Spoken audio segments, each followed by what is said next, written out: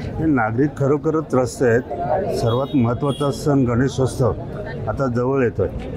आता आज मानाच्या 2 गणपतींचं आगमन आहे। त्यांनी रात्री फोन केला, दादा या खड्ड्यांमुळे काही होऊ शकतं, एखादी मूर्तीला धक्का लागू शकतो आणि मग असं काही प्रकार झाला किंवा एखादा नागरिक वगैरे रस्त्यात पडला किंवा एखादी महिला पडली, एखादा बालक पडला, एखादा वृद्ध पडला तर याच्यामध्ये नागरिक काही करू शकतात। कारण एवढे नागरिक कंटाळलेले आहेत कल्याण डोंबिवली महापालिका क्षेत्रामध्ये, तर ते कुठलीही भूमिका घेऊ शकतात आणि मग कायदा सुव्यवस्था त्याचा प्रश्न निर्माण होऊ शकतो।